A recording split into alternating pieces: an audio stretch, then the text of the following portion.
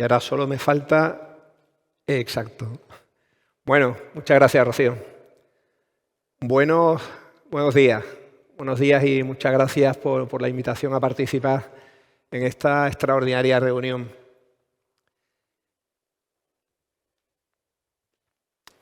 En EY somos apasionados de las preguntas y lo somos con la convicción de que una buena pregunta suele llevar a una buena respuesta. Y yo hoy lo que quería es hacer una pregunta. Y la pregunta que querría plantearos es esta. ¿Puede la empresa familiar, como referente del capitalismo humanista, mejorar la sociedad?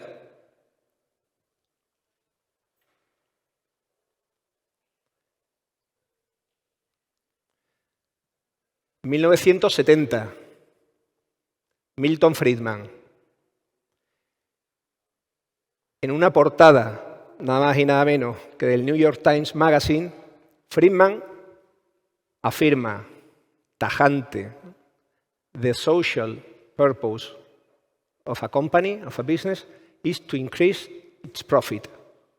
El propósito social, el propósito corporativo, la responsabilidad social de una compañía es maximizar su beneficio. 1970, Friedman. Dos ideas ahí. Una, que seguramente Friedman tenía razón, ¿eh? Dos, que seguramente tenía solo una parte de razón.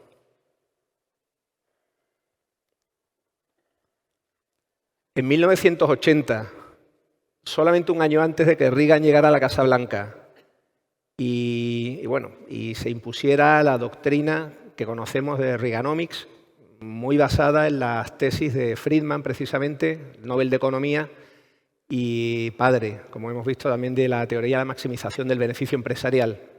En 1980, un chaval, John McKay, crea una empresa, abre una tienda. Esa tienda se llama Whole Foods. Abre una tienda con su novia. Ellos vivían, John McKay y su novia, esto es en Austin, en Texas, y vivían en un piso. En ese piso almacenaban frutas, bueno, la tienda era de frutas y de verduras, ¿no? De hortalizas, orgánicas. Y la fruta y la verdura la almacenaban allí, en el piso que tenían. A todo esto dicen que el casero, pues, un día paseando por allí por la zona, va al piso, ve que está lleno de frutas y hortalizas y los echa, con toda la razón del mundo, los desahucia. Estos dos, McKay y su novia, se van a vivir a la tienda y duermen allí en la tienda por las noches y atienden al público por la mañana, o despachan por la mañana. Un poco pues lo que estamos haciendo nosotros en pandemia desde hace ya un año y medio, ¿no? Vivir y trabajar en el mismo sitio, ¿no? Precursores del working from home. Ya en serio, esta gente, John McKay, lo que hace es abrir un negocio con una misión, ¿no? La misión, decían, de mejorar la salud de los americanos mediante frutas y verduras orgánicos.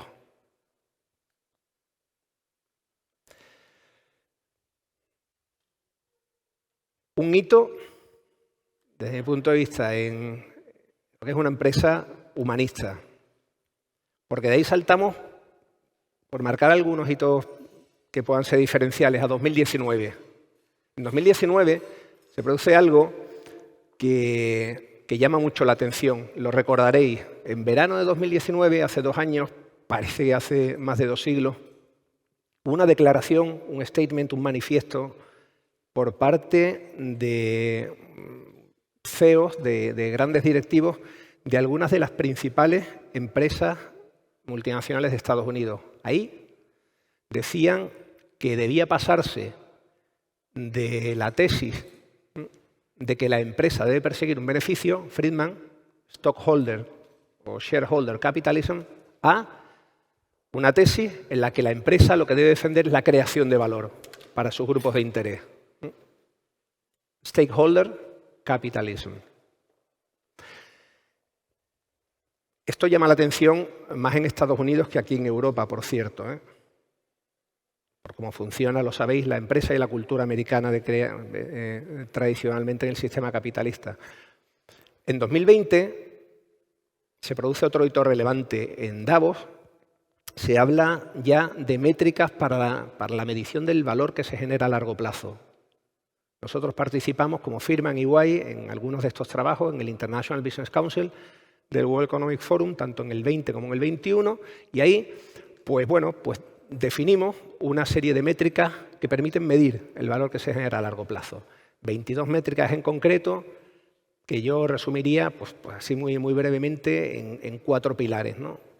Un pilar de gobernanza, principios de gobernanza, las 4 Ps, donde está pues el propósito corporativo, todo lo que tenga que ver con el stakeholder engagement, con el compromiso de los grupos de interés o con el gobierno corporativo. Un segundo pilar sobre planeta. Planeta en el sentido de transición ecológica, transición energética y consumo responsable.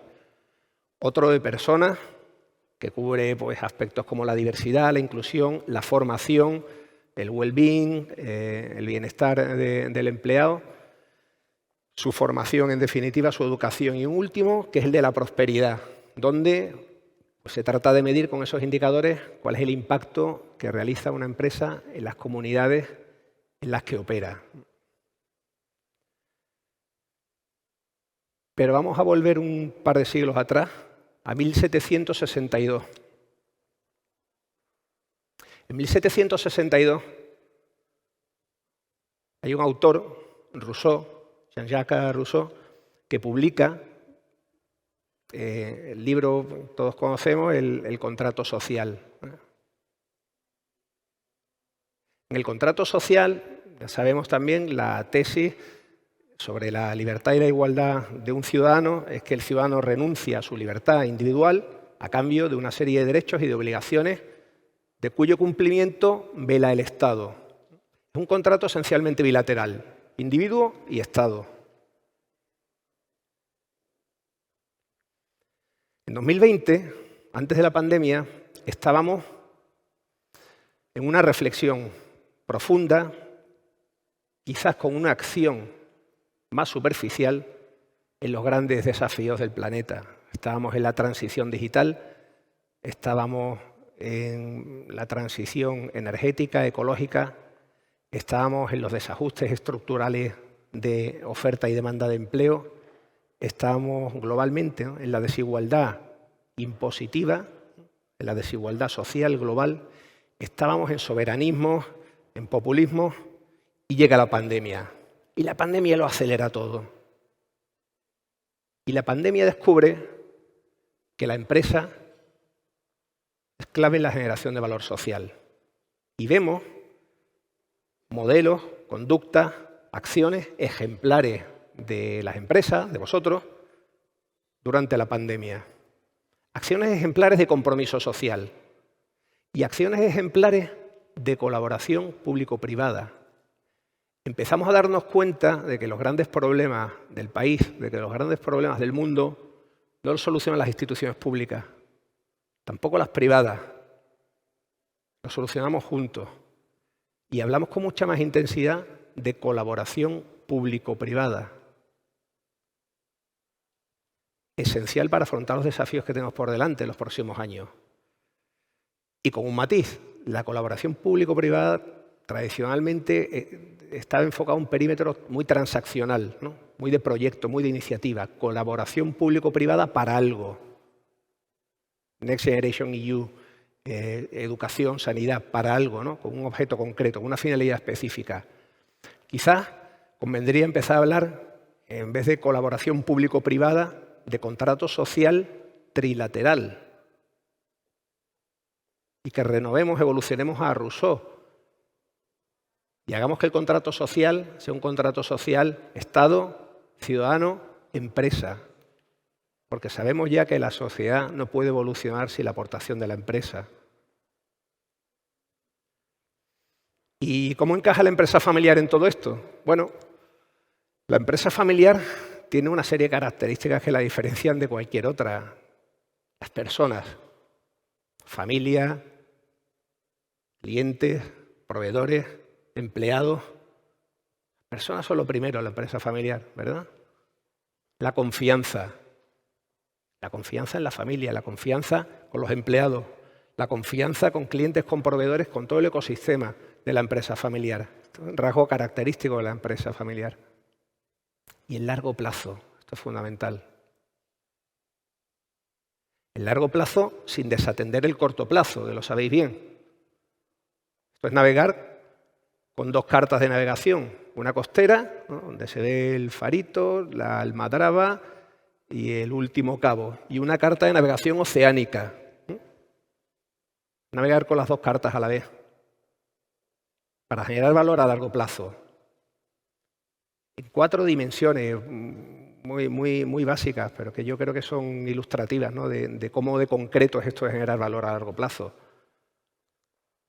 Valor financiero, para empezar. Porque la empresa familiar tiene que ser rentable y tiene que ser sostenible financieramente, como cualquier empresa. Sin valor financiero, sin crecimiento sostenible, no se genera empleo, no se genera riqueza.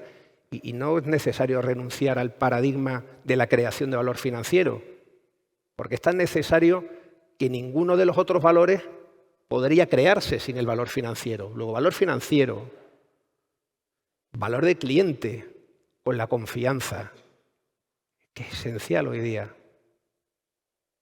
Valor de personas, siempre en el centro, en la empresa familiar. Y valor social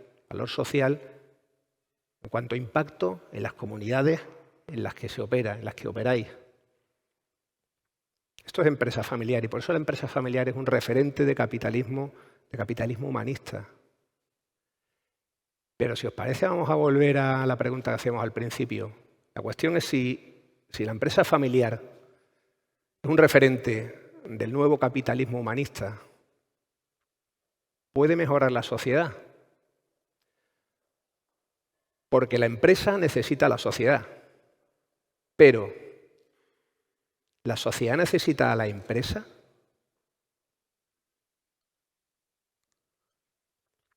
En 1981, fue un año solo después de que John Mackay abriera su tienda, creara su empresa en Whole Foods, en Austin, recordad, se produjo una de las mayores inundaciones que se habían visto por allí en el último siglo. La inundación arrasó pues la ciudad de Austin y, entre otros establecimientos, la tienda que tenéis ahí de John Mackay. Quedó arrasada y lo perdió todo. No estaba asegurado, además, dicen. Cerró. Pero al día siguiente de cerrar, empiezan a aparecer por la tienda los empleados y cogen cubos. Empiezan a sacar agua. Empiezan a aparecer clientes de Whole Foods que se ponen a ayudar. Aparecen proveedores. Aparecen banqueros. Los financiadores de Whole Foods. Y barren y sacan agua. A los 2 meses de que cerraran, Whole Foods vuelve a abrir.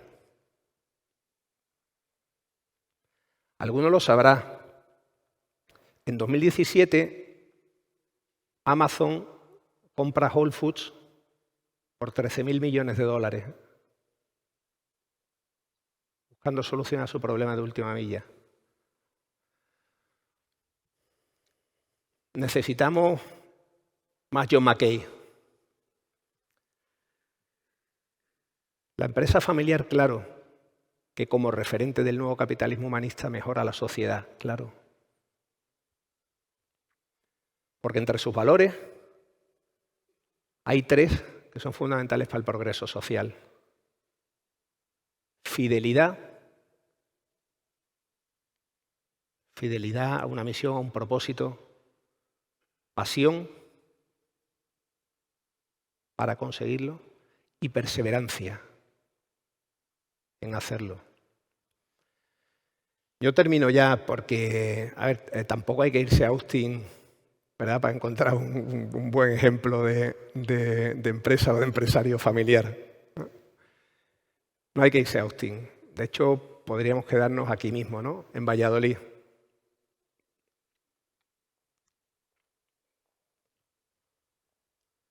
Hace un año,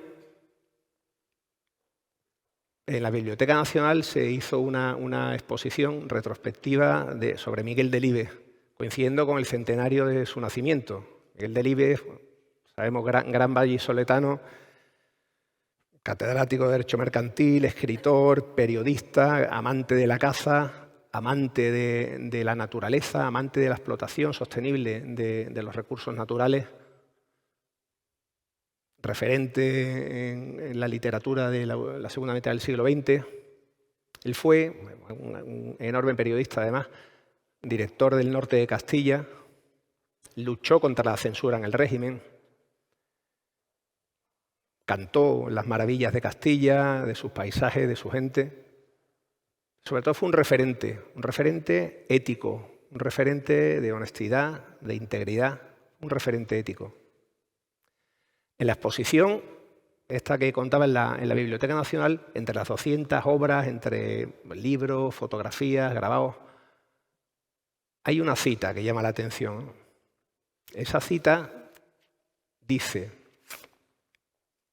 permitidme que la lea, no con acento vallisoletano, ¿vale?, sino con acento un poco más de Cádiz, y dice la cita: he sido fiel a un periódico, a una novia, a unos amigos, a todo con lo que me he sentido bien.